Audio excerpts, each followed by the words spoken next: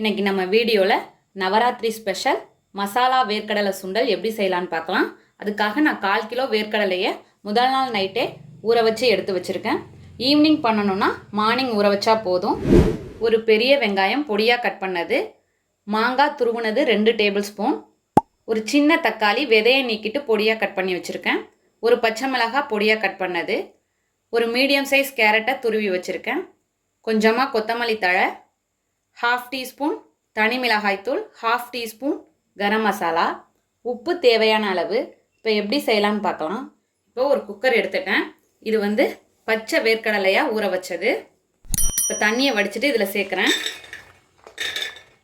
இப்போது கடலை மூழ்கிற அளவுக்கு தண்ணி சேர்த்துக்கலாம்.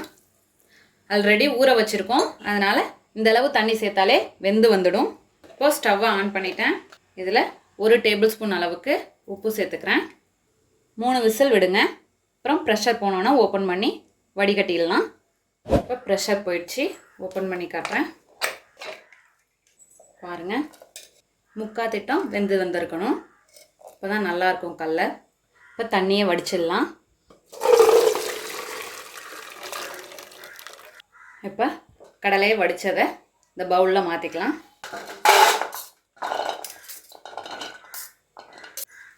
இப்போ இதில் வெங்காயம், தக்காளி, பச்சை மிளகாய், இப்போ இது 3ஐயும் சேர்த்துட்டு இது கலந்துக்கலாம். இப்போ கலந்ததும் இதில் மாங்காய், கேரட்,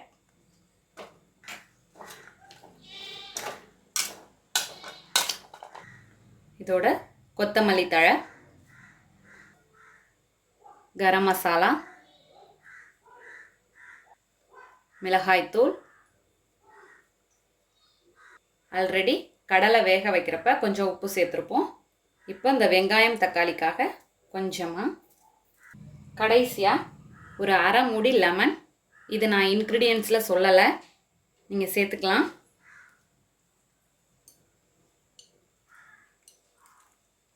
இப்போ எல்லாம் சேர்த்தாச்சு.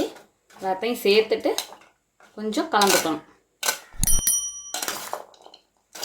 இப்போது சூப்பராக ரெடி ஆயிடுச்சு. பாருங்கள், அவ்வளோ அரோமா அப்படியே இருக்குது. அந்த தள்ளு வண்டியில் தள்ளிட்டு போகிறப்ப அந்த வர்ற ஸ்மெல்லு அந்த ஆவி பறக்க சூப்பராக ரெடி ஆகிருக்கு. அதே போல் நான் இப்போ சுண்டலை இது போல் கவர் பண்ணி அதில் சேர்க்கலான்னு இருக்கேன்.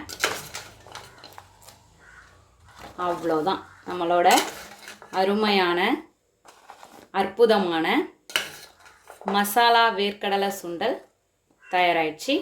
இதே போல் நீங்களும் உங்கள் வீட்டில் செஞ்சு பார்த்துட்டு எப்படி வந்துச்சுன்னு கமெண்ட்டில் சொல்லுங்கள். தேங்க்யூ.